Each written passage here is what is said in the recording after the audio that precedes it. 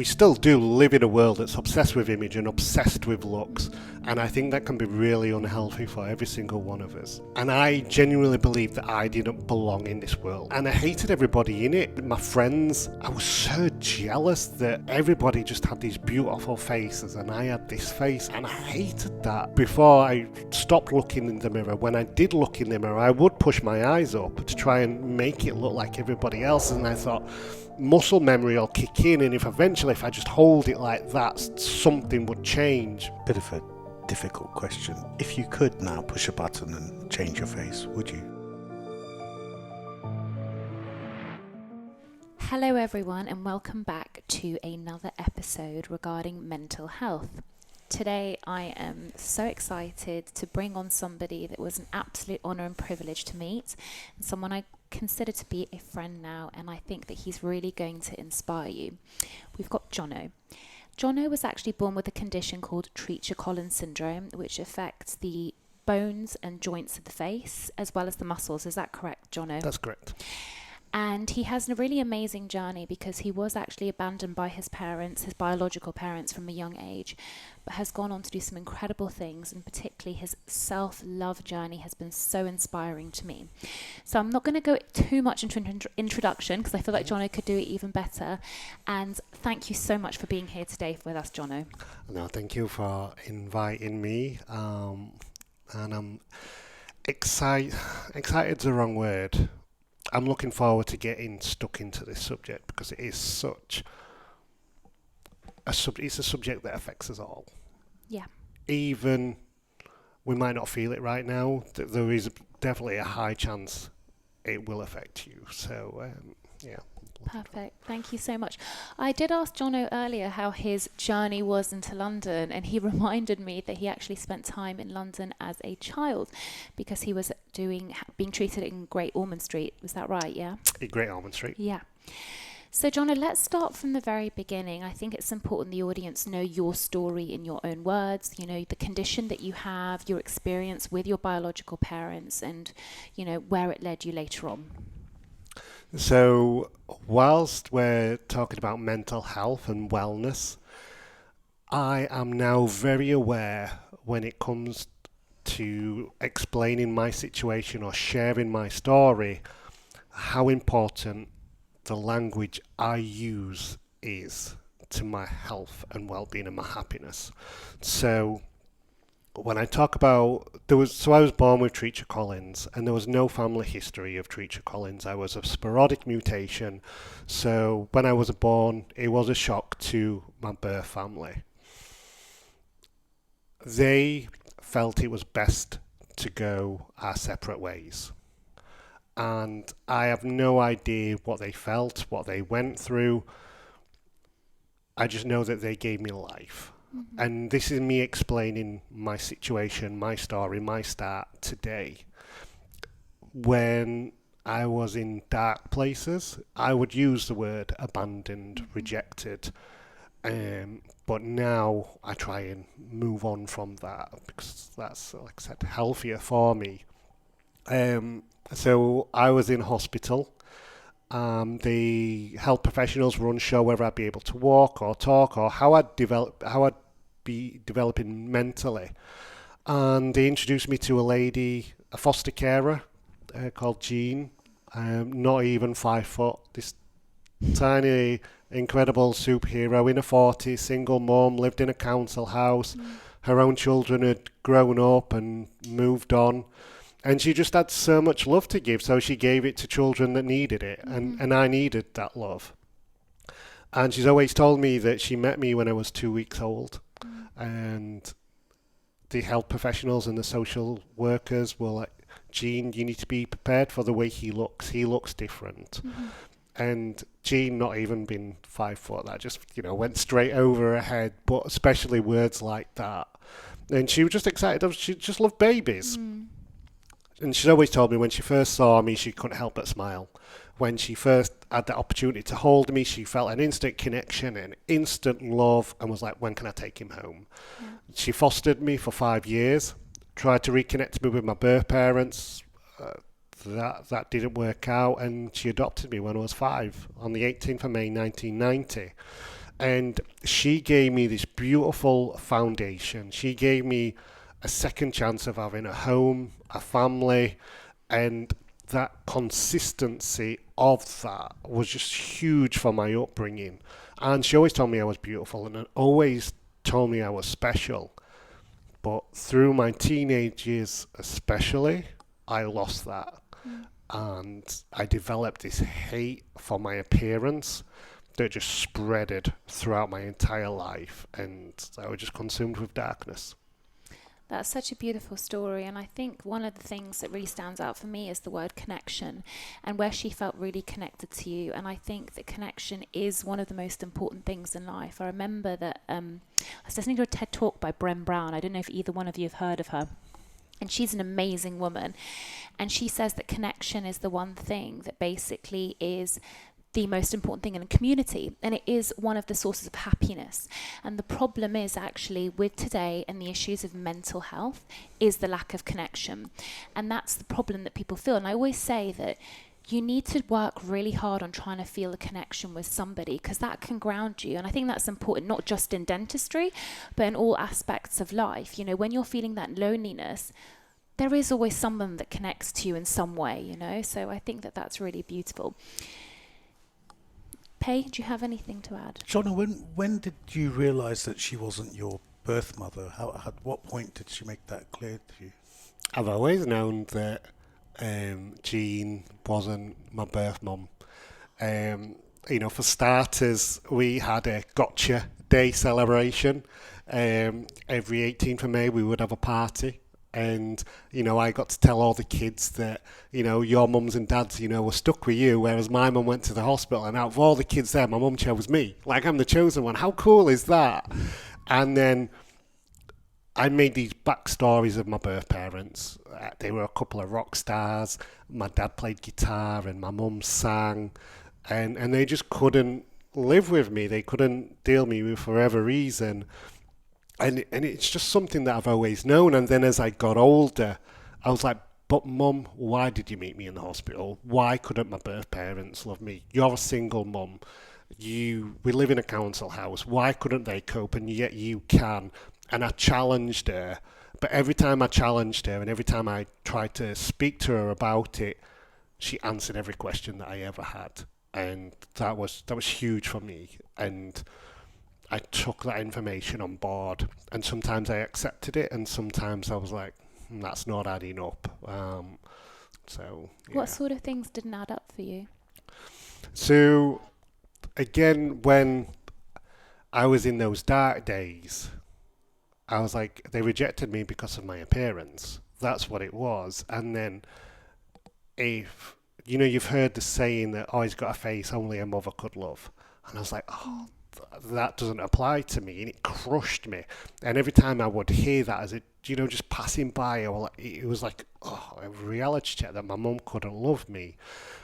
And that's not the case. I mean, I don't know if, I'm sure my birth mother does have a love for me, I don't think you lose that, but I was making up all these, I was trying to find answers that I was never going to find out.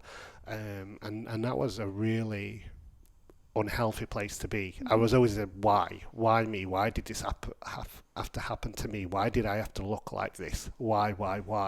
When's it going to get better? And I was just obsessed. I became obsessed with the whys, and I really struggled with that. And was that a certain point in your life? You mentioned as you got older. So do you think that's because you were going into teenagehood? Do you think that was around the people that you were around? What do you think really was the catalyst for you to question, the reality that you were living in? As a child, I used to naturally celebrate who I was. I celebrated that my mum got to choose me. I wear a hearing aid, so I'm hard of hearing. And I remember at junior school, we would get into water fights, and I would soak my friends, and then they would go up to soak me, and I was like, whoa, guys, I've got a hearing aid, I can't get wet, I'll blow up the entire school. And they were like, oh, sorry. And I used to just celebrate who I was. But then as I started going into high school, secondary school, those stories that I once celebrated and shouted about all of a sudden they became a little bit uncool. I didn't feel like I could talk about them. I didn't feel like I could celebrate them. And I became embarrassed about them. And then I started seeing my friends get into relationships, and connection is going to come up a lot during this conversation. I saw my friends getting into relationships, and that never happened to me. And I took that so personal. I was like, if my birth parents couldn't love me, how's anybody else going to love me? How's anybody else going to find me attractive? Where does that leave my future when it comes to having a family of my own? I grew up without a dad. I was adopted by a single mum. And I was like, one of my coping strategies dealing with that was, one day I'm going to be a father, and I'm going to be the father that I never had. But then all of a sudden I'm thinking, one of my hopes to make everything better, I'm like, I'm never going to be a father. And it crushed me. So I was trying to find answers, but then I was taking those answers away, and it was tough. Yeah. It was tough. I'm really sorry to hear that, but I know the man that you are now, so I know that this story has a happy ending. Now, one of the things, again, I think that you said is really important is that a child, you would always celebrate things. And I'm actually completely obsessed with the inner child, right? I'm sure you've done a lot of reading around this. And I talk about this with my own therapist as well, because we always talk about the child. And I think actually, when we are in our adult self, sometimes we should speak to ourselves as if we are our younger self. So in a way, that helps you give that compassion, as you said, because what would like adult Jono say to like little Jono? What would adult Rhona say, and adult Payman to each other? So I think that that's like, it's something to learn from as well. Like, how our childhood really does help us celebrate things. Jono, talk us through the process of going from that self-loathing to, right now you're obviously in a much better place. What were the catalysts that made you change the way you think about yourself? We need to go back onto the inner child stuff as well, because I've just been doing some work on that. Well, no, go for that if you want. When we're doing the takeaways. So the turning point was, so from 15 to the age of 20, 14 to 15. So I spent 6 to 5 years developing this hate for my face, hate for my birth parents. I was jealous of my friends, and the only thing that I could do to manage it was to not look at my face. And every time I went out, I would look at my feet, and I would go from A to B as quick as I could. And that was the only coping strategy that I could do, and how I tried to manage it. Loads of things happened in life, but the big turning point came by accident. I was obsessed with sport and fitness, and when I was 20, I found myself working in a gym. And I was a fitness instructor, and if you've ever been to the gym, there's this crazy thing that happens. People pick up and use the weights, but it's virtually impossible for them to put them back. I don't know what it is, but they just can't put the weights back. Bad gym etiquette. So what I had to do is I had to put the weights back. And the weight rack in this gym was in front of the mirror from the floor to the ceiling. And I found myself putting the weights away, avoiding my face, avoiding my reflection. But one night, 9:30, gym closed at 10 o'clock. I was putting the weights away.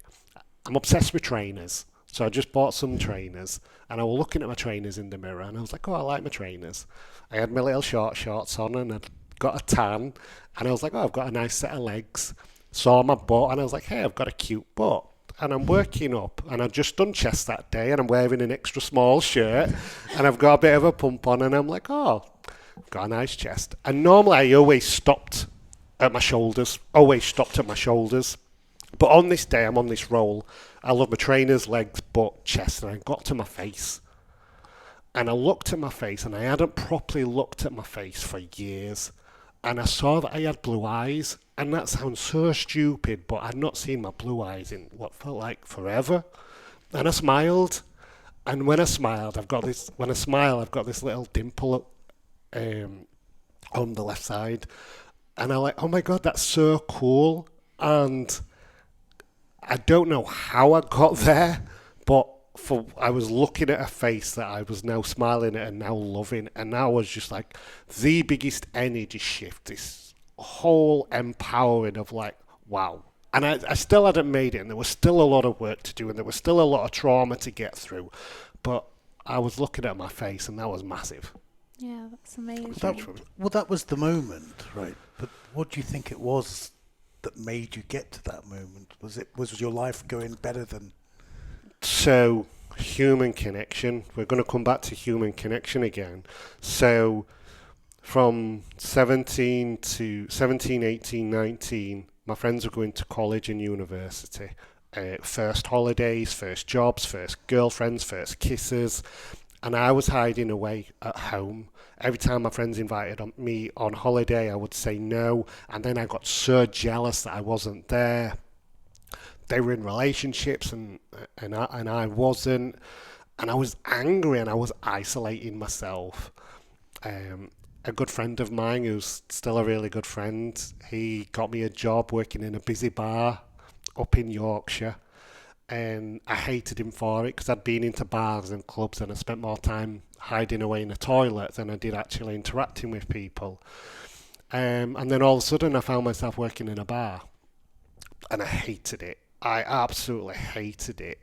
I would leave early, make excuses, but I made so many connections in the bar industry that strangers just changed my life from it forever, and that was groundbreaking.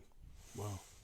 Yeah, and again, it reinforces what we said. It's just that connection, even on that level of just meeting people on a night out and having those interactions, which is so important, which is why social media, I think, has become so toxic, because it's so easy to be isolated and be on your phone, and nothing really replaces that physical interaction, with humans. So there were two moments.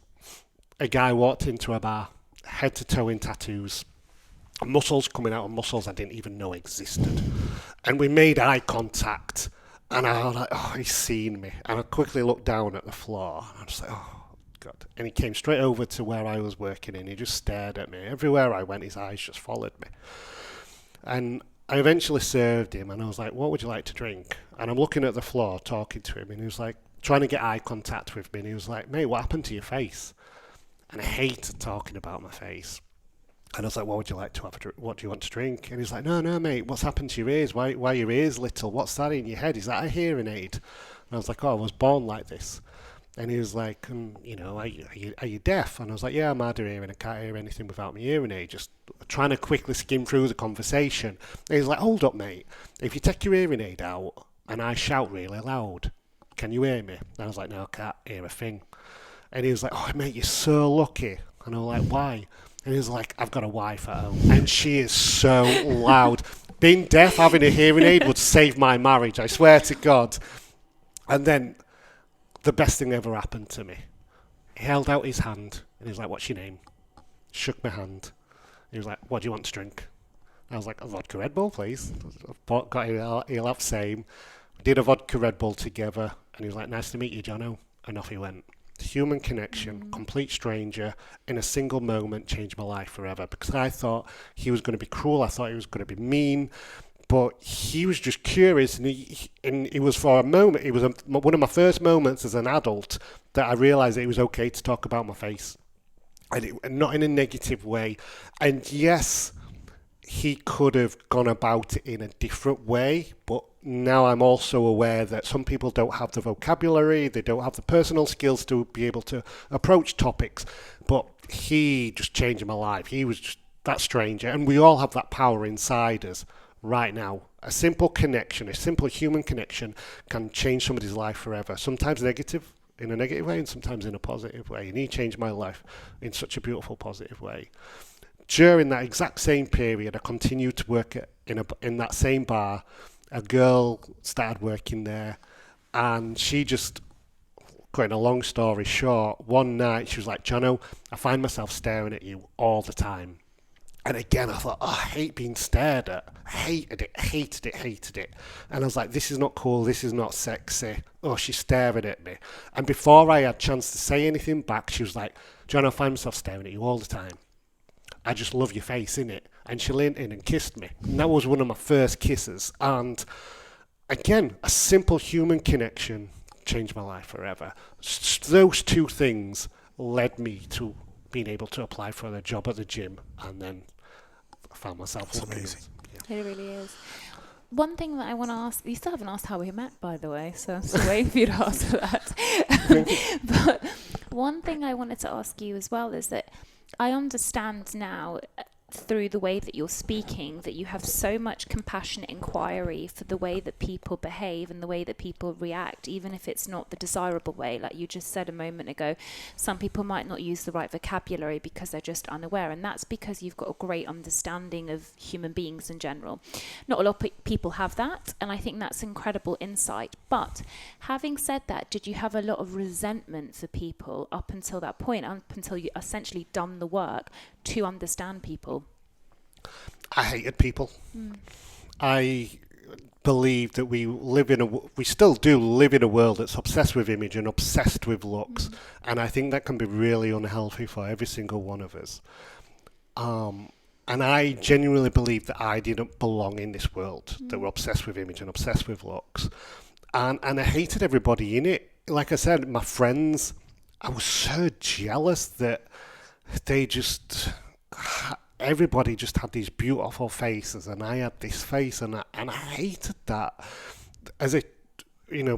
Before I stopped looking in the mirror, when I did look in the mirror, I would push my eyes up to try and make it look like everybody else, and I thought muscle memory will kick in, and if I just hold it like that, something would change. And again, I got so angry that I couldn't change my face. And then again, it all went back to my birth parents, and then I had an anger and a hate towards them, and that hate and anger just took over me, and I was a hateful person. I think hate is quite a dangerous thing, and it's a hard place to be in, because when you hate things, you think if you hate enough, you can change it, and the reality is you can't. And actually having understanding and compassion is something that's so much more powerful. So you're going to ask me the question then? Yeah. Go on then. I was going to ask a different question first. He's always doing this, by the way. We've known each other since we were like 20 wind-up merchants. So this is it. I'll say like black, he'll say white. I'll say okay, up, he'll say down. So cool. All right, we're playing this game. All right. No, the editor will sort it. But since you had these two moments that, it was a connection from a stranger that changed so much for you, are you now aware of that you can have that effect on someone else as a stranger? Massively. Or not as a stranger, just... Massively. Like, honestly, we all have the power to... whoever's listening to this, your next human interaction, your next interaction with somebody else, you can change that person's life forever. A handshake, a smile, a good morning, you have the power to change somebody's life forever. And now... So I was recently, I started dating somebody, and we went on dog walks, and she was like, Jono, you talk to everybody. And I was like, and I'd not really thought about it. And she was like, you've said good morning to every single person that we've passed. And I was like, yeah. And I started analysing that, and I'm like, why do I do it? And it's part of that human connection. But it's also taking control, because I was terrified of people looking at me and like them assuming, or them making like, oh, who is this person? Why does it look like that? And then all of a sudden, if I say, hey, good morning, with a smile, hey, how are you doing? All of a sudden that goes away, and there's a nice, pleasant interaction there. It's a positive experience for them, and it's a positive experience for me. I'm taking control of that. I think, there's another really important point, that you look a certain way, so you've got to worry about prejudgments and that sort of thing. But there's plenty of people who look fantastic, but somewhere inside them there's something that's broken. And the notion of be kind in general, the person could be on paper the luckiest person in the world, be a supermodel or whatever, but we know sometimes those people are the most damaged people of them all. And the idea that connection, we are a community species, aren't we? That's what we're good at. That any interaction could be one like that. It's so inspiring. It's such a beautiful thing. Thank you. It really is. And again, you've just hit the nail on the head. I think every single one of us has got something inside of us. Insecurities, things that we're scared of, fears. But yeah. 100%. Tell me, how did you guys meet? I'll tell you in a second. I'm on my own time now. I'm on my own time. The one thing that Jono says, though, is that, like, judgment, right? And I know that we've touched on this before because I've been quite sensitive about it. Because I'm judged also for the way I look. We're all judged in some extent by our exterior. And I hate that, because at certain points in my life, people have judged me incorrectly and cruelly, because of the way that I look. And I still find that difficult.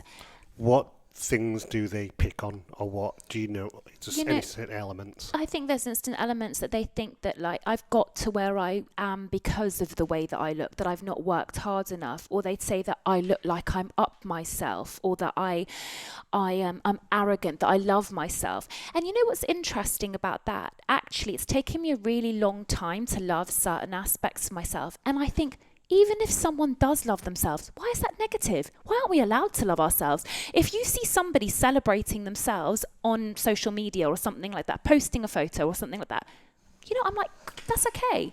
People are allowed to celebrate the things they do, The thing with you is you're one of the most misjudged people. Thank you, in dentistry, that I know.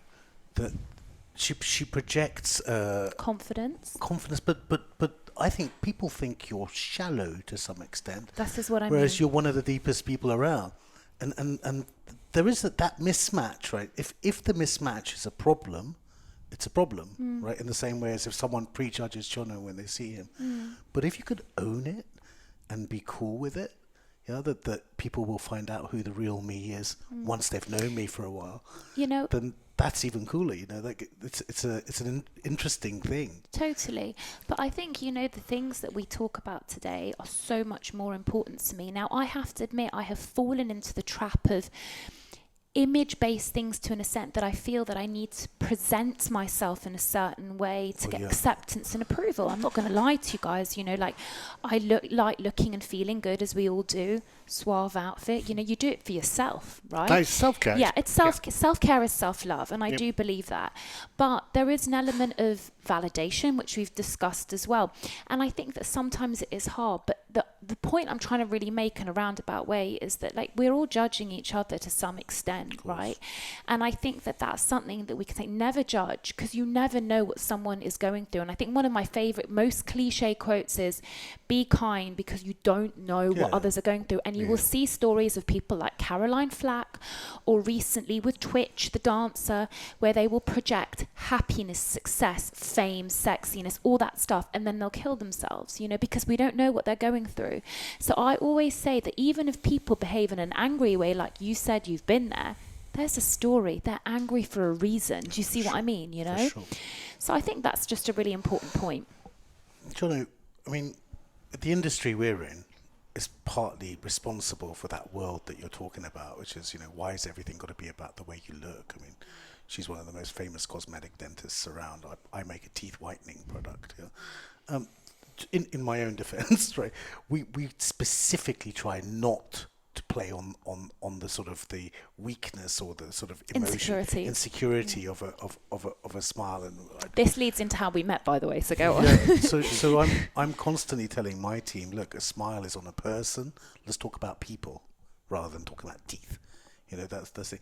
But we've got to put our hands up here. We're in that world. We're in that world of making people prettier and look at these pretty girls on the walls. Even when we've tried, we said, let's be really authentic now, and let's have someone with a gap in between their teeth. At the last moment, we've pulled out and made it another pretty smile. But this world that is so image-based, do you feel that you're over that, and that the world itself will develop into something? I mean, we've become, as a society, much more accepting of diversity, for instance. I saw two guys kissing each other in the street yesterday, and I thought back to like 20 years ago. That would have shocked me, you know, and now it doesn't feel like such a big issue. How do you feel it's moved on? Do you get, like, now compared to 10 years ago, do you get different feelings on the streets? So we're in dangerous ground because I do think teeth whitening is okay. I do think dentist work is okay. I think Botox is okay. I think a well-balanced diet is okay. Wanting to tan is okay. Wanting to colour your hair is okay. Lip fillers is okay. All these things are perfectly okay and perfectly acceptable. But when they become a dependency for somebody, that's when it becomes dangerous. If they genuinely believe that if I get this done, or if I'm going to do this, I am going to be happy. So I think it's important that whilst we do these things, that we can buy these things, we also do the emotional well-being and we do the emotional work.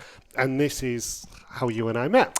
Oh, finally. How did you? I'll work it in. How did you meet? Okay, well, I'll let John. Essentially, I got called up to come on a TV program, and I was informed that Jono was heavily involved, and then I was said, there's going to be patients, there's going to be doctors, and then I'm going to let him finish the rest of the narrative because it ties in perfectly.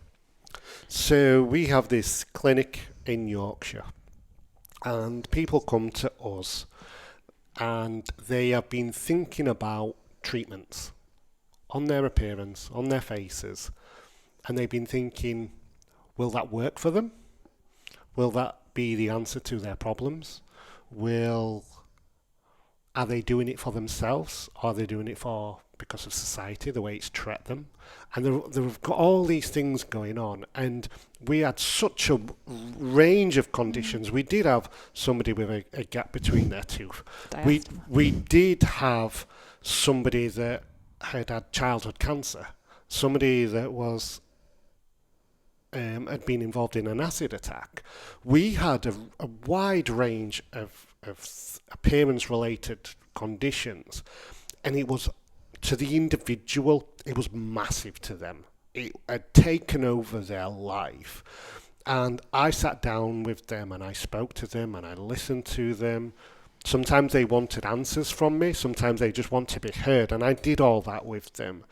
And then alongside these conversations that we were having, where these crazy, amazing health professionals were then able to talk about treatments. And they've then gone away and thought, okay, we've done the emotional conversations. We started picking whether it's right for me or whatever. And then they're talking to the health professionals, and hopefully those conversations with the health professionals are coming from a place of love and acceptance rather than feeling the need to be fixed.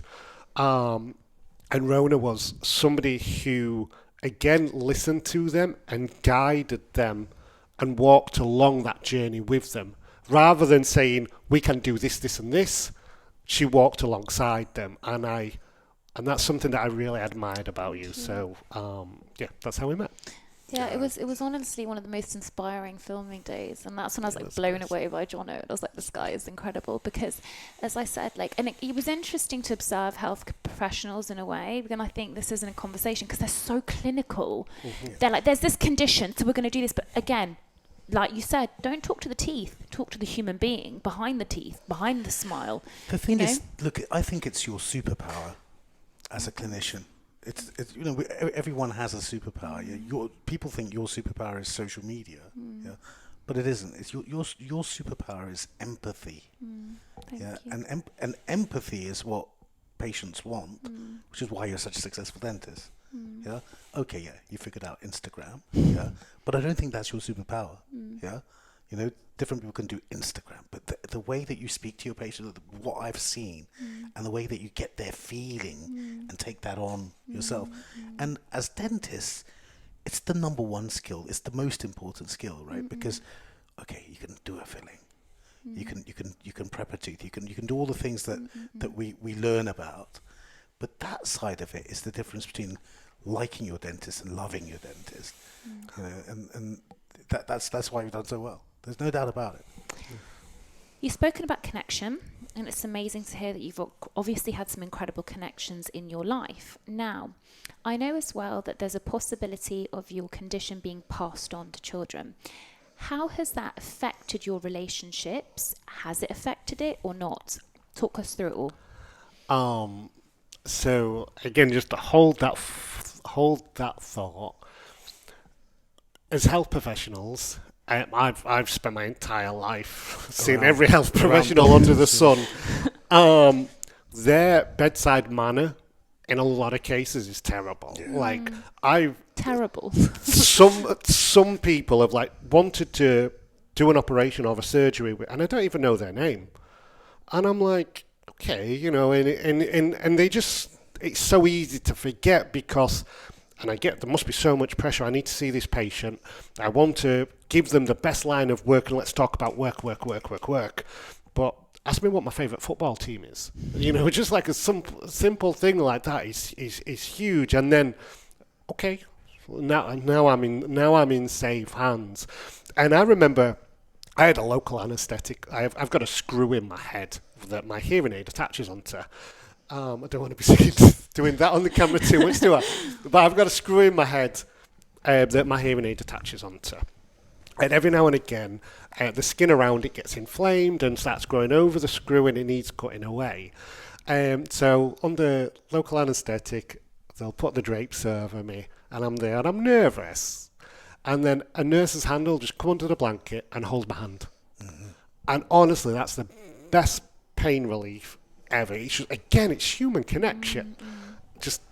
Just that warmth of another hand is just absolutely. And I still appreciate that as a 30-year-old man. So I mean, look, if they want to punish prisoners, they put them into solitary confinement. What shows you that removing all connection is the worst punishment. You'd imagine being in prison, the best thing would be to be in solitary confinement. You're away from the murderers. Yeah. But even in prison.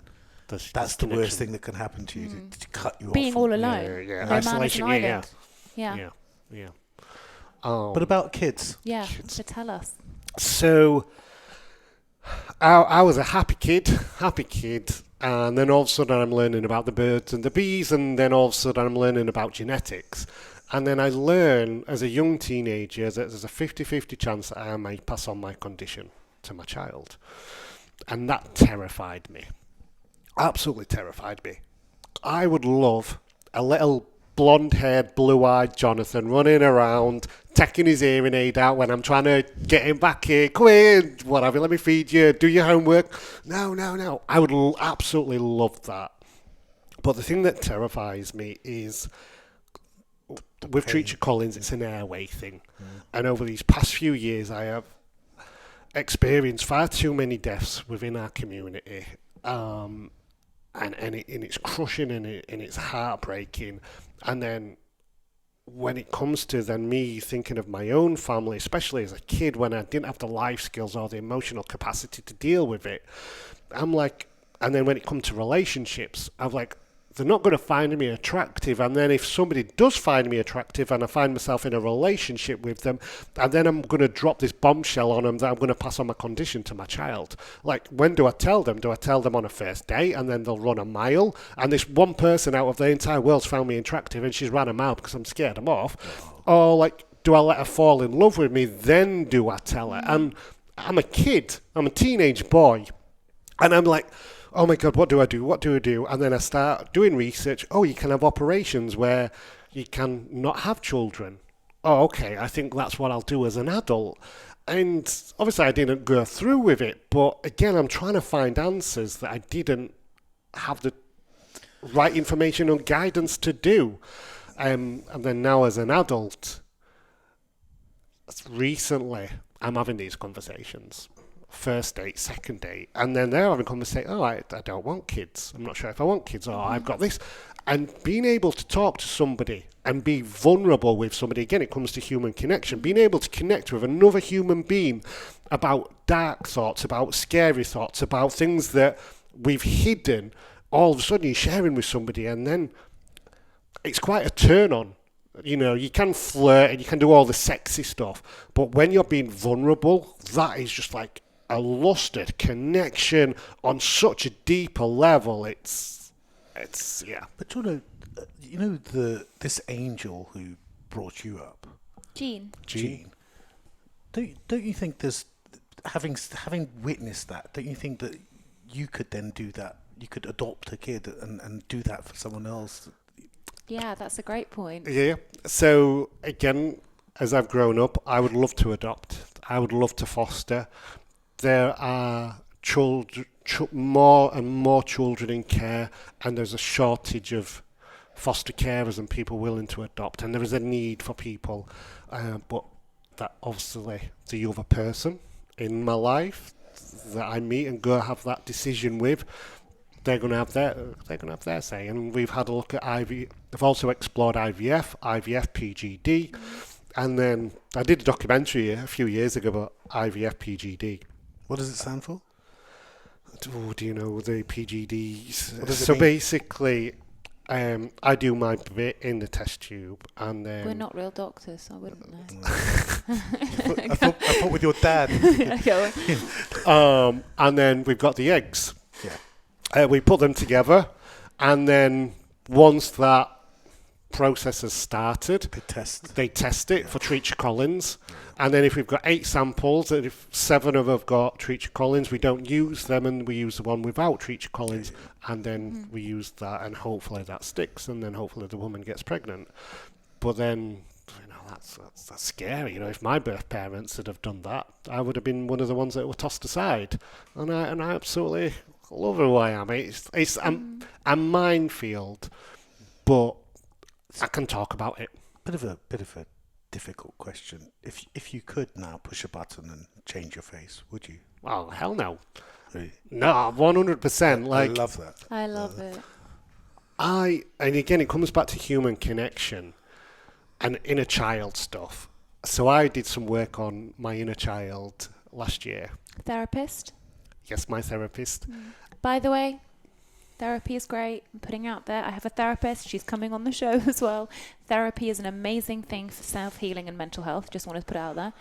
So I completely echo that. A therapist should be just like going to the gym. It should be part of, maybe not do it 3 times a week, but it should be a regular thing that you do throughout the year, throughout your lifetime.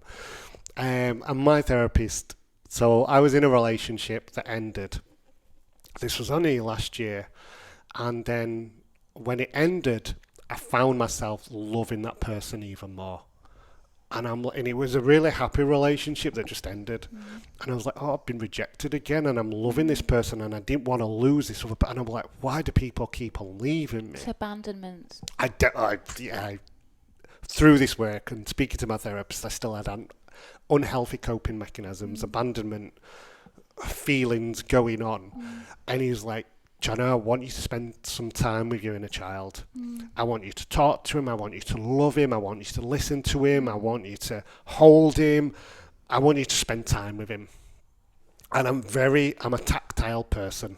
So I got one of my old teddies, and I put one of my old rugby shirts on him, called him Little J. And he's in my car at the train station, parked up. He goes everywhere with me. And the first day I did it, I did a photo shoot up in Newcastle. It took me a 2-hour drive to get up there. And I'm so in tune with music. The song came on and I started crying.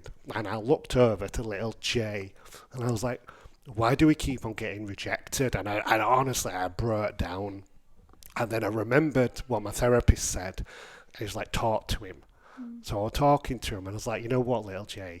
Yes, we've experienced rejection, but we've also made so many beautiful connections throughout our entire life, starting with Mum and Jean, starting with all these kids and all these families that I've met throughout my life. I've had some beautiful relationships, and yes, they haven't worked out, but they've been beautiful relationships that I've been blessed to experience. And I kept on saying to Little J, we attract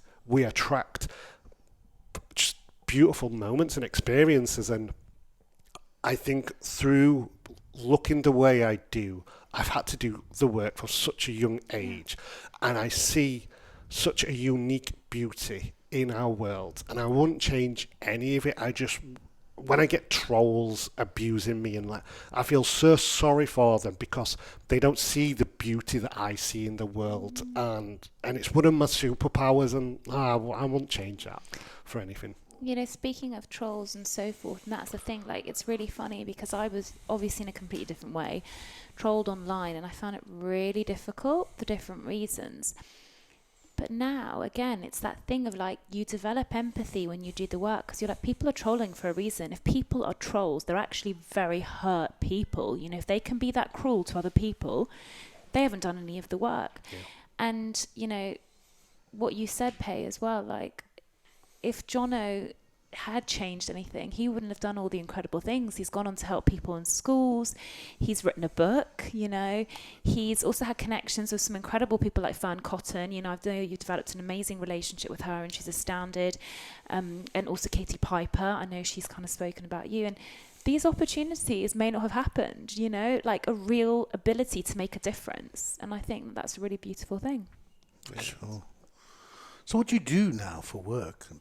I did work in the fitness industry, and then for the past 16 years I've worked in the care industry, supporting, like, my mum was a foster carer for vulnerable children with autism and various other learning disabilities and physical disabilities. So I went into the care sector myself and worked in that industry, and then recently I quit that to focus on my book, and I've just wrote on my first book. What's it called? Where's my signed copy? So it's called Not All Heroes Wear Capes. Comes out on the 20th of July this year, and I will get you a signed copy. I'll buy mine. It is available to pre-order on Amazon, Waterson, W.H. Smith's, and Book Depository. And I share about my life, and it's called Not All Heroes Wear Capes. And I've met people in my life that assured me love. The guy in the bar, that stranger, they were heroes to me. They didn't have the capes. They couldn't fly or anything like that, but they saved my life when I was in my darkest times. And by them showing me love, I eventually found love for myself.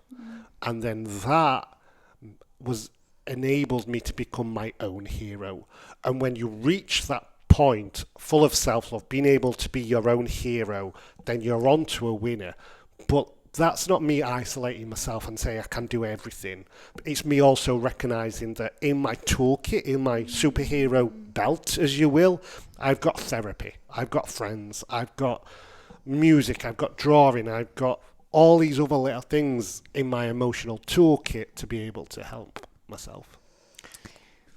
This work that you did in the clinic about, we'd broadly call that sort of body dysmorphic syndrome, where people think having a procedure is going to solve their life.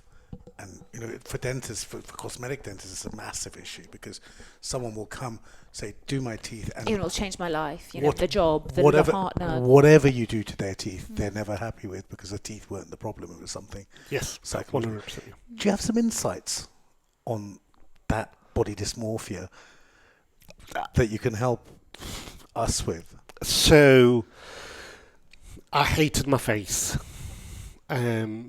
18, 19, 20 years old, I became obsessed with my body. And I thought, if my face ain't all that, I need to make everything else Compensate. the best it could be. So I became obsessed with the gym and fitness. I became obsessed with food. I would only eat chicken and vegetables. That was the only thing that I wasn't allowed to have gravy. I wouldn't be able to have carbs. I had to have abs. It was abs in my head meant that I could be a little bit attractive. I used to run in the sauna to dehydrate myself. I used to be obsessed with sunbeds. I would buy designer clothes, and I was like, oh, if I do all these things, I might be a 4 out of 10. And somebody might find me attractive. And then I'm having these stories in my head. Like, there's a couple of girls like talking, and like, oh, you're dating Jono? Why are you dating Jono? And I'm like, in my head, I'm thinking, oh, they'll say, oh, his face ain't all that, but he's got a nice body. Or, I had no boundaries, and I was a people pleaser. Or he'll do X, Y, Z for me, and I just became obsessed. And I remember talking to health professionals throughout my childhood, and they're like, Jono, we can improve your face. We can build your cheekbones, we can build your ears up, and we can improve these features, we can improve your face. And I thought, I never shared it, but I said no. And I would say to my mum, I was made like this, and I would make a joke. I'm brilliant at putting on a fake smile. And I would say to my mum, I was like, Mum, you wouldn't even recognise me if I had all this work done, But deep down, I didn't want my face improving. I wanted a new face. I wanted a face like yours. I wanted a face like yours. And the fact that they couldn't do that for me said no. I said no. But everything happens for a reason. And by me saying no has forced me to do that emotional work. Absolutely. And all of a sudden, my face hasn't changed, but my world has, because I've accepted that. I've had to do the work without the cosmetic side of things. So again, the advice is, if you do choose any treatment, you still need to do the work on accepting or working through the trauma, talking to your inner child, seeing a therapist, whatever it is, whatever stage of your life you are, if you're happy or if you're sad, you still need to do the work. So that would be the answer to that. One of the big things, talking about steps that have improved your mental health, we've talked about therapy, which I think is like a non-negotiable. And like you said, I mean, there's some funny episodes in Sex and the City as well, where like everyone has a therapist, like having a gym instructor, as he said. So like, I think again, that stigma should be removed. You don't just see a therapist because you think you're ill mentally. Literally, a therapist can help navigate who you are. I'm in a great place at the moment, but I still speak to my therapist because I'm like, I catch myself, certain things that he said, because it's so ingrained. We all have completely different thinking. Like, our memories are all formed from childhood experiences. As I said, Jono feeling like left at some points in his life shows up in other ways in his life, like, as I said, like even breaking up with his therapist, he's like, don't leave me. He's not leaving him, but it's just a trauma that's been triggered.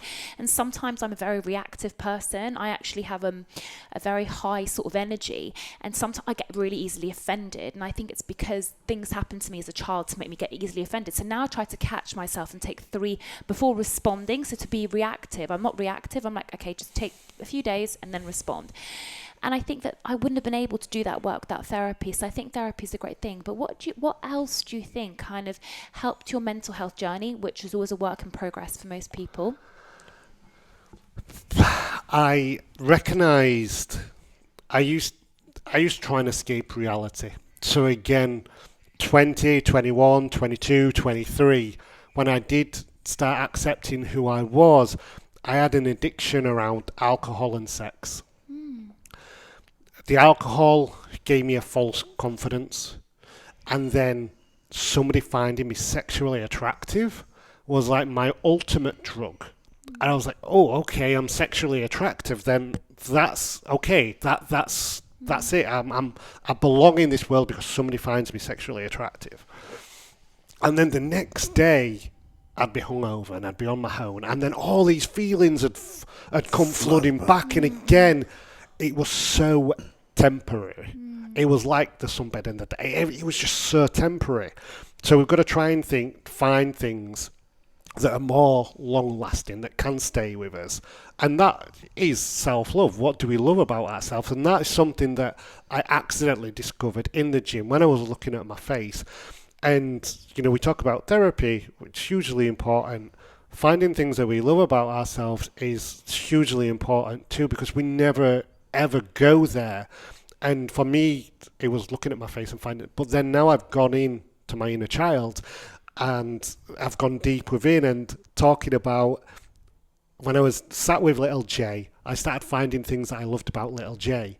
And he used to write girls' love poems, and I used to take quotes from Celine, like lyrics from Celine Dion, and put them in my poems and give them to girls and stuff. And I was like, I love that kid so much, with his little bowl cut that was copied from like David Beckham and Nick Carter from the Backstreet Boys. Love Nick. I was so influenced by by music and film, and I would dress up like my favourite film character, and I loved him. I absolutely loved him. So I'm unpicking who I am and all those coping mechanisms. But one thing I want to touch on, when I was in, I've always thought about death, and I've always questioned whether I belonged in this world. When I was 17, I started going into town, drinking, and that's when I saw all my friends pulling and one night stands and how many people have you slept with. That didn't happen for me, and I judged myself on how many people I'd not slept with, and I was like, oh, I'm less because I've not experienced these things. And then in a dark nightclub, I'd be able to hide away, and then all of a sudden you're in a bright takeaway and everybody's looking at you. I found that so embarrassing, and I hated it. So I would walk home. Instead of going into a taxi with all my friends, I would walk home. And I remember walking home once, from my way from town to my little village. There's a crematorium, still there now, and there's a big dip, and you get down to the crematorium. The crematorium used to terrify me, so I always used to walk in the road. One night, early morning, I'm walking home, a taxi comes down this hill, and it nearly hits me, and I've stepped aside, and it's bombed on into next village. And that was 17-year-old. That was the first time I realised that I wished that car had have hit me. When I talk about suicidal thoughts, I've never thought about taking pills. I've never thought about cutting a wrist or anything like that. I wanted to be in a car accident. I wanted to have something that would take me out of this place where I didn't belong. And eventually I worked through all that. And as I've said, I've got to a better place. But then 4 years ago, 2017, 2018. So 2017, everything I touched turned to gold. I was public speaking all over the world. I was in a relationship. I was raising thousands and thousands for charity. I was doing my own TV documentaries. I'd bought my own house. I was fit. I was talking about my emotions and my feelings. I was in a really, really good place. And then 2018, January, February, my mum, Jean, she ended up in hospital. That scared me. She's okay now, but she ended up in hospital. A friend passed away. A relationship, that's a common theme, a relationship ended. And I was in a car crash. I just wasn't thinking, and I was in a car crash. And all of a sudden I was crying all day, and I was hiding my feelings, putting on that fake mask when I was around people. Then when I was on my own, I'd cry and I felt pain. I was drinking, and I just wanted it to all stop and all go away, and I just felt numb. Woke up in a panic, and I thought I was having a heart attack. I had a pain in my chest, my arm felt numb. I phoned 999, a first responder came out, and he sat me down on my sofa and he got me to breathe. And I was like, oh, and I felt okay. And I went back to bed. Following night, same thing happened. I was drinking, I fell asleep because I was trying to escape all this pain. And the following day, I took myself to A&E, and this doctor did all loads of checks on me, and he was like, everything was fine. And I was sat in a waiting room in a side cubicle, and he was like, I've been observing you, your results have been back a while ago, and I've just been observing you. What's going on? What's wrong?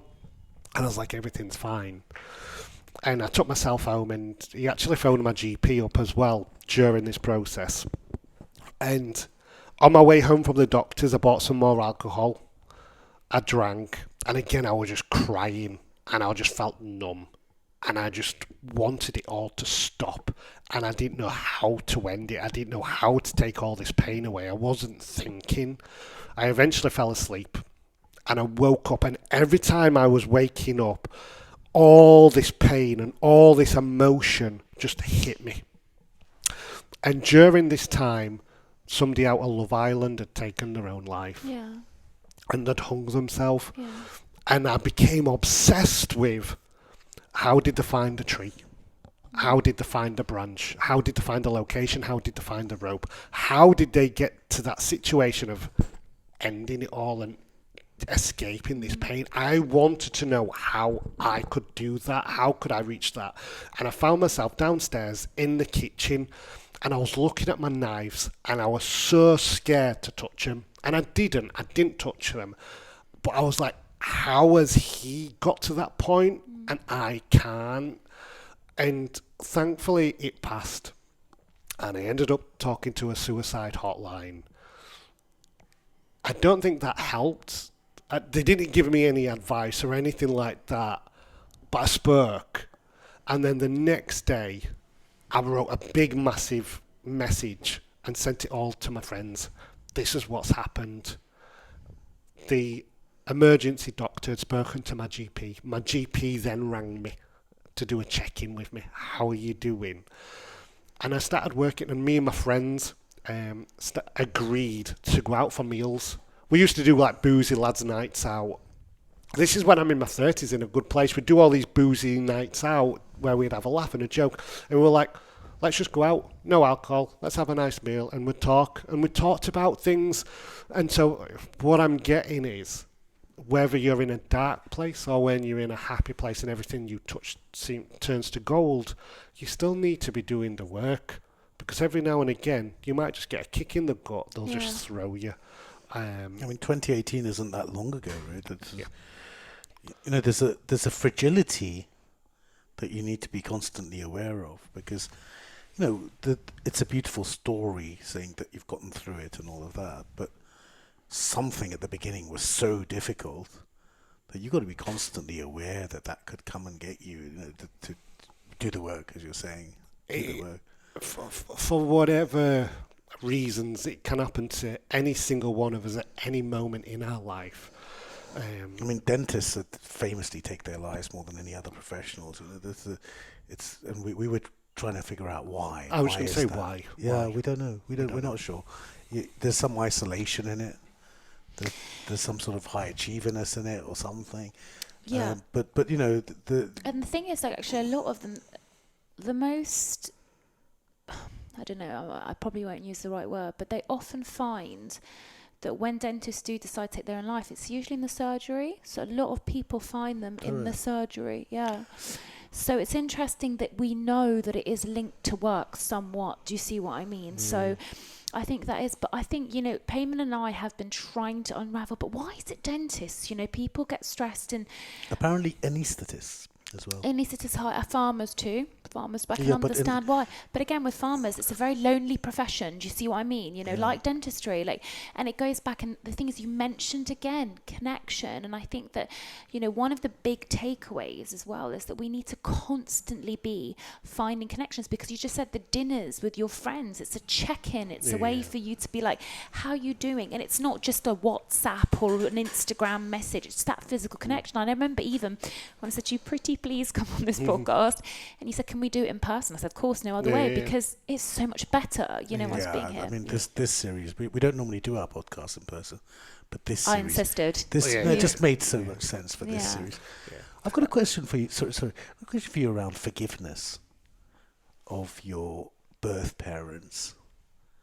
Have you had that sort of moment of sort of squaring that issue? So, my birth parents gave me life. They made this who I am, and they brought me into this world, and they gave me life, and for that I am forever grateful. They gave me a life that's mine to live, and fill it with love, fill it with adventure, fill it with connection, and I do, with every part of me, I just love, and I seek out connection, and I do, and I have no hate for them. I've just come back from Africa, and quite a few, I went to some schools that were refugee schools, and they, in separate speaking events, so they hadn't heard the other questions that the other kids asked. Every single group, they asked the question, do you still love your birth parents? I've never been asked that anywhere else in the world other than those refugee schools in Africa.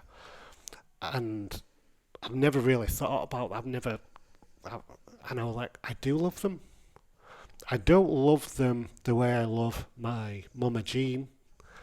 I love her with all my heart in that way, and then I have a love and a respect for my birth parents for giving me an opportunity to have a life and to have a family and a home, and there's no hate for them at all. Jono, I understand as well though that you did try to contact your birth parents some years later as well. So what happened? So in my mid-20s, I was in a really, really good place. I was in a really healthy relationship. I was just happy, really, really happy. And I'd gone from hating my birth parents to saying, hey, you know what, I want to share with you that I'm okay. And I'm open to meeting them if they wanted to. So I did it through after adoption services. And I sat down with a lady and we went through all my adoption reports, and the adoption reports from the 80s were awful. We talked about the language. It was just cold and just so clinical, and when I was reading this, and the adoption support worker was reading this, and she was like, Jono, when we reach out to your birth parents, if that's the way we decide to go through with this, I don't think you're going to receive a positive outcome, but it's up to you. Do you still want to do this? And I said, yes, I want to reach out to them. I want to let them know I'm okay and if they're open to meeting me. So we sent them a letter. And then 2 weeks later, we got a letter back from their solicitor regarding this subject. We do not wish any contact. Further attempts will be ignored. And both my birth parents had signed it. And it broke my heart. It was another rejection. And I was crushed. But during that time, I'd spoken to Mama Jean and my partner at the time and my friends, and I cried and I hurt, and I was able to move on, and I was able to live, and I was able to. I felt it. I'm a believer in feeling pain, and I'm a believer of sitting with it. And kind of like, okay. But you purged it, seriously. And I moved on from it. And I think that shows your growth even further, because I'd recently commented on Shivani's podcast when I spoke to you, and I said, we become a society of self-soothing. So when we don't want to sit with discomfort, we self-soothe. So it might be alcohol, drugs, sex, whatever. But really learning to just sit with that discomfort is actually really important and quite healing. Yeah. And I'm trying to do it. There's still like work to be done. And, you know, you could even be self-soothing by going on social media, like try to make the feelings go away, something. So it shows, you know, how much you grow. So it reminds me of grief, you know, when someone close to you passes away, then, I don't know, I'm not a natural crier or whatever, but sometimes you cry and then you feel better, right? Yeah, so of course. It's It's emotion, cathartic. emotion coming out, catharsis. I purposely make myself cry. If I know I need to cry, I know I can watch the first 15 minutes of Up. I'm bawling my eyes out of the animation Up. Love it. And it just makes you feel better. Crying. I watch it and I cry and I feel. What's Up? Oh my God, Up is amazing. But Soul's amazing too. Have you seen Soul? I've not seen Soul. Soul tonight on the train. Yeah, I'll find that. Yeah. But another thing that I did last year, that walk home that I used to do as a teenager, I redid it. And I did it at 2 o'clock in the morning. A police car stopped me and asked me what I was doing. And I was like, I'm doing this. And they were like, Crack on. crack on. And I felt it. And again, when I'd done that rejection and that abandonment and that relationship ending, we went to a spa together. Absolutely amazing. I had a brilliant time. When we broke up, I went to that spa on my own. And I saw the outside jacuzzi that we went in. People were drinking. There were couples there. There were the robes there, and I purposely put myself in that situation on my own, and I felt it, and I cried and I hurt, but there's something I find quite therapeutic about going there again, and I feel a growth, and then when people ask me about the public speaking and when I'm doing the talks in front of the kids, they're like, is it draining? Is it hard? And I'm like, it's free therapy. It's free therapy. I'm talking about these traumatic These podcasts things. are definitely free therapy. People need to try it. Talking in front of kids about all your vulnerabilities, and they're like, right, have you got any questions? And you're like, what's your favourite song? Who's your favourite singer? And you're like, I've just offloaded onto you guys, and that's all you want to know. It's like, well, can we play football with you in playground? And I'm like, yeah, let's do it. And again, connection, talking, revisiting painful things in situations, having a good cry. I'm interested in little J. I mean, does your therapist tell you to talk to all your the time. child self? Yeah, so with the inner child stuff as well, we're actually doing something called EMDR. I don't know if you did it, Jono. So EMDR is actually where you use your eyes to revisit an uncomfortable memory, and the memory may be the cause of like the way that you are now and the way that you react to things, you know. So it's like if I expressed to my therapist that I suffer a lot when people make a comment about a certain thing and it's related to possibly a particular event, so you've got to think about, and the event might be something that you think wasn't a big deal, like it could be your parents arguing, your mum sort of telling you that you weren't good enough when you were 5 years old, or you know, putting some kind of punishment, and then you go back to that memory, and then you have to then see yourself as a child observing yourself in that memory. So for me, there was a memory that came up about university, but you know, she says like, well, what would your 5-year-old say? Do you see? I mean, you're in at your child, and what would the 5-year-old say to you as your 20-year-old self? Do you see what I mean? So you do work like that. But what's with the eye? You move your eye to sort of the therapist sort of does change this. between There's child a and little adult. bit. It's a little bit of hypnotherapy that when you follow the finger, it changes something in your memory. Does that make sense? And so they're like as a shift. It's quite interesting. We can talk about it further when my therapist comes on here. But also, as Jono was saying, there's a lot of thing about nurturing your inner child. So there's things about imagining your 5-year-old self with you and cuddling it and telling it it's okay. And the really interesting thing is that sometimes when we have those awful thoughts, like I'm sure Payman, even with yourself, with your business, you've been like, this isn't good enough, this isn't this, or you have those like self-doubts. A thing is, would you say that to a child, the negative stuff that you're saying to your head, would you say that to a child? Probably not. Do you see what I mean? So really, why are you speaking to yourself in that way? So it gives you self-love and compassion. Do you get what I'm saying? You know, because you wouldn't tell a child you're ugly, you're fat, you're worthless, you're not good enough, you're not this, you're not that. Do you see what I mean? But we have those conversations with ourselves now. So it's you know, it can be quite effective in those ways as well. So have you got a teddy bear as well? I don't have a teddy bear. I might get one, Jono. I'm thinking more like a Jasmine Barbie. I think that would work well for me. Let's do that at the Disney store, you know.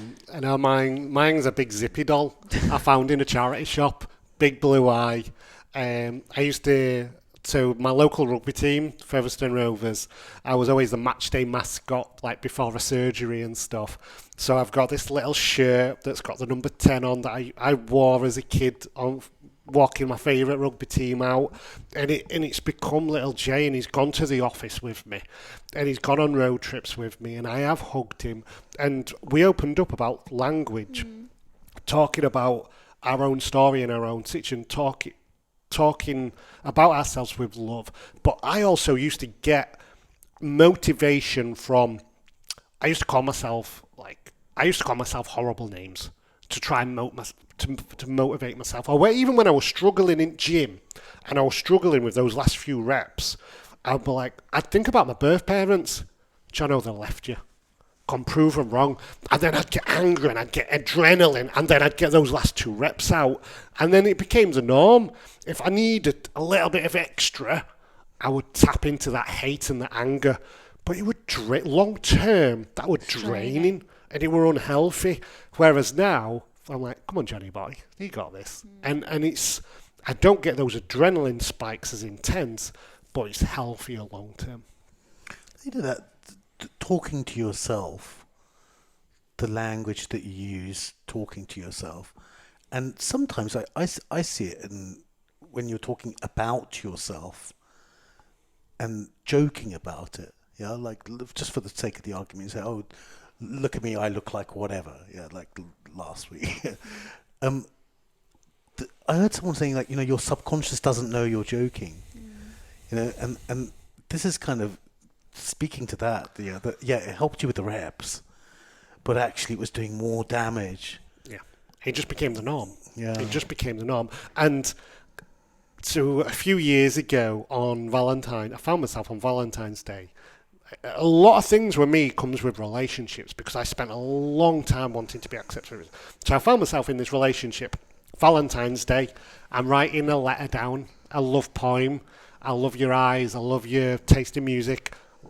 Writing all these things I loved and admired about this person. I was like, oh my God, she's going to love this. I can't wait to give it to her. And she's just going to have this big, massive smile on her face. And then I paused for a moment. I was like, why don't I write things that I loved and admire about myself? So I put that to one side and I started writing. It was the element of writing things that I loved and admired about myself. And I sat there and I was like, and I smiled and I was like, I'm a catch. I'm a good guy, and that self-love, talking to yourself, writing it down has become such a game changer in my life. And now it's become a regular practice. In 2021, I set myself the challenge of finding something that I loved about myself every single day. And like anything, exercise or any good things that we can do, sometimes it's hard to maintain every single day. But I got 181 things that I loved about myself, from what I see to from within to experience. And I revisited all aspects of my life. And I just loved who I was, and I'd encourage anybody to. I saw that list and I thought it was really powerful. And again, in some ways, it's gratitude, because it's gratitude for the things that you love. Do you know what I mean? Your life, and it could be, as you said, gratitude for the things you can see, gratitude for things that you can feel, gratitude for the people. So, in a way, it shows also the power of the stuff, and that's why I say, all the woo-woo stuff works. Do you know what I mean? When they say to you, like, meditate, breathe, feel grateful, do the work. This is stuff that absolutely does work. Yeah. So tell me, Jono, what's the plan for the future? Where do you want to be then now in 10 years? In 10 years, I'll be, 48, nearly 50. Welcome.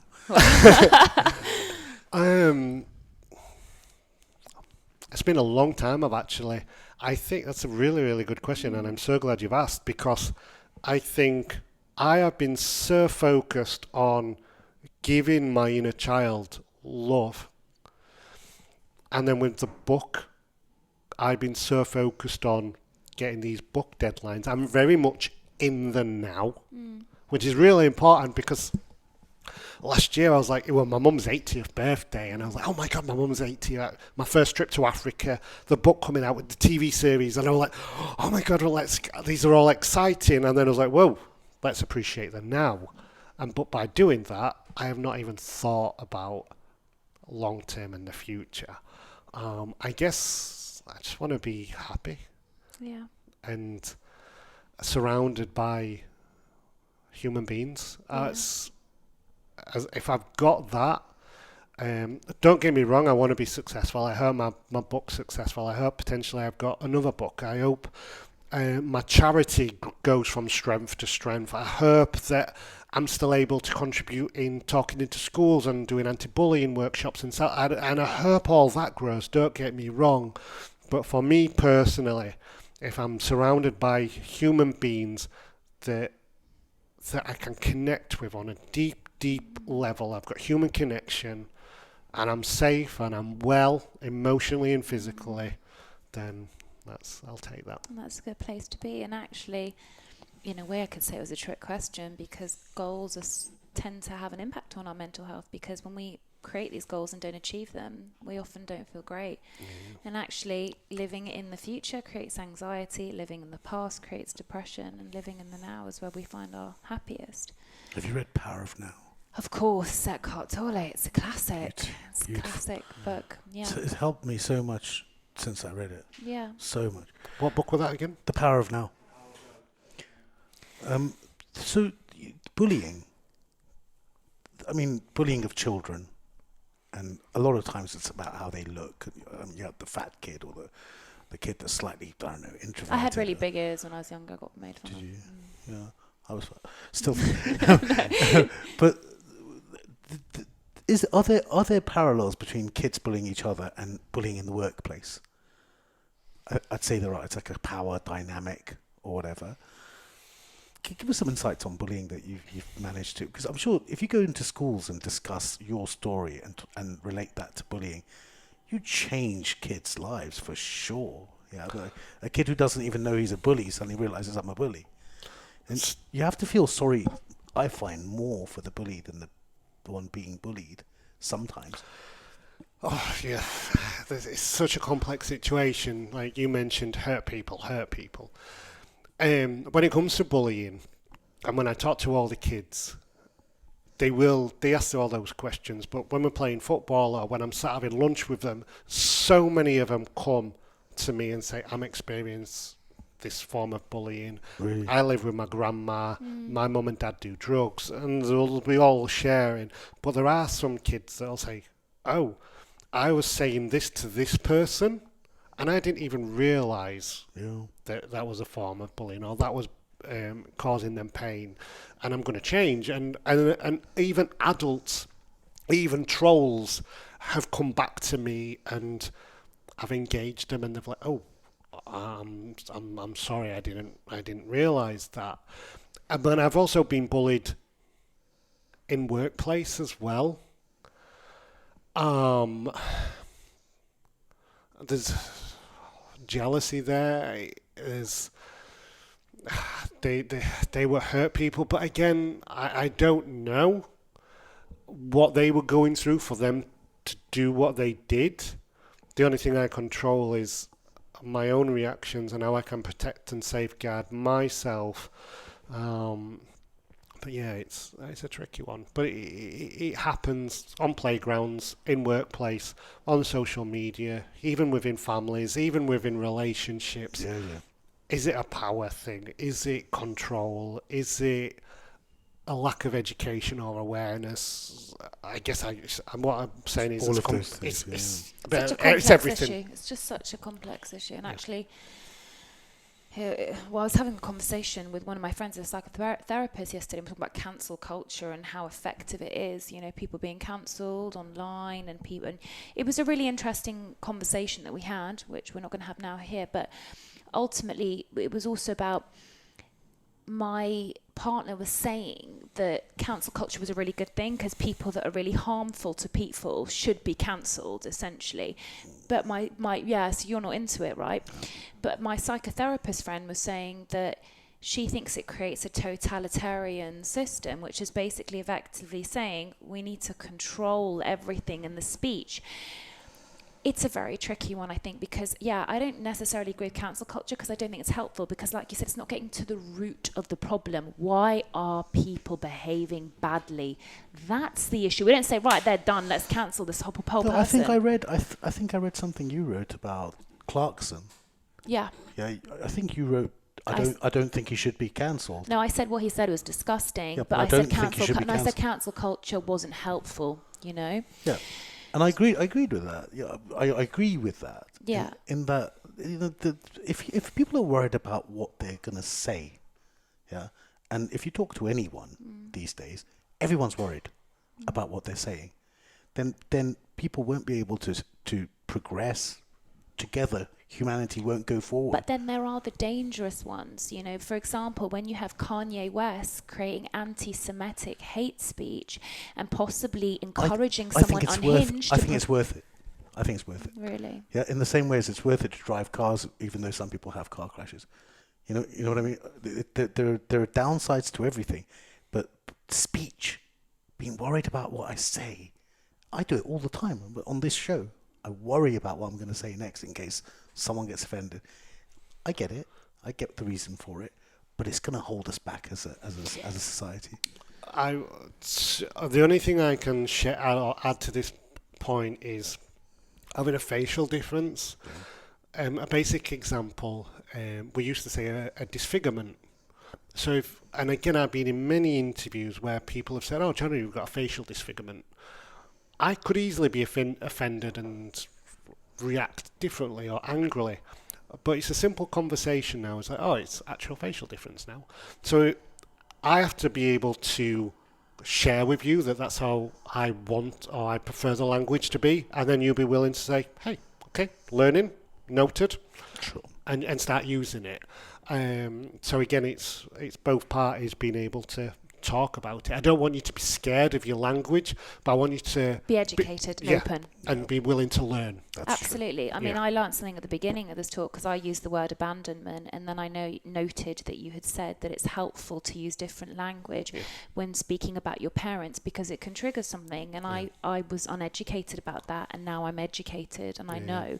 And I think that that's fair. That's a good point. Yeah. But I've just learned that because I used to say, oh yeah, I abandoned my parents. I used to say that. Whereas now I'm like, oh, actually, we went our separate ways. We went our separate ways. So, and in 10 years' time, you asked me where I'd be in 10 years' time, that language that of me sharing my story, that language I may be using in 10 years' time may have changed. Look, the evolution of language is amazing, yeah? But we were discussing cancel culture, yeah? Where and what gets me about cancel culture is it's almost like all different media outlets get together and decide this person's cancelled. Yeah, I think the organisation it takes for that it speaks to the fact that it is a conspiracy. No, but the thing is, but Payman, I think it's a complex subject. So I don't agree with cancel culture, but I think that when you have potentially dangerous people with huge social media platforms and following, they have a responsibility. Yes. Because if someone like Hitler was cancelled, it would have been a good thing. Do you understand what I'm saying? Somebody that can have that much power to influence the masses, and it's dangerous. I'm not saying cancel culture, but we have to find a way to monitor, educate, and sort of change the narrative as well. So do you think like somebody like Kanye, at one point he needs to say, hey, these are your actions. This is the impact that it's having in a negative way. You either learn or you get cancelled. Look, I'm not sure it's even positive in the end, yeah, because you cancel someone like Kanye, you end up causing a whole subculture of hate. But at the end of the day, we all know that Kanye also, he has bipolar disorder. Kanye needs help. You understand? Like, he also has a medical condition. Yeah. And people are also abusing his medical condition, by the way, which has been having them on shows and things. Yeah, but they're also abusing because they're recognizing that, when he professes certain views, he might be in a certain state within his mind. And that's actually manipulation of media as well. It becomes a whole different conversation. So we can leave that, But I have absolutely loved having you here, Jono. I think we've almost talked for 2 hours, by the way. So much. Like, Thank you've you been so much. such Absolutely an my incredible pleasure. human All being. the way down. And all the way down from Leeds. And I'm so glad that London doesn't scare you, because most people I speak to from the north are like, I hate London, I'm going back. But honestly, like, you are such an amazing person. I think you're going to really help a lot of people during this talk. And I'm, for one, feel so privileged to know someone like you. So thank you. Thank you for having me. And if anybody who's listening to this does want to reach out or wants to connect, then I'm happy for you to put them in touch with myself. Talk about things, anything further. If they've got any questions, then... What's your Instagram? Jono Lancaster. Jono Lancaster. Perfect. Last thing is, I do actually ask a guest one random question off the cuff, and I want you to answer. If you could go back in time, where would you go and why? If I could go back in time, personally or personally? No, well, it could be anywhere. You could go back to the 1950s, the 20s. You could go back a particular time in your life. It's open. I would love to go back. I would love to go back to the 90s. Mm-hmm. So, the music. Best hip hop era. I'm here for it. So obviously I grew up listening to Puff Daddy as he was back then, and then you had Tupac and Biggie, then you also had the 90s dance music, then you had also the Oasis and the Blur, Even the old man remembers. Yeah. Music was good in that. Yeah. And then obviously Euro 96, that was the first big football tournament that I kind of recognised and loved. But during the 90s, I wasn't Jonathan.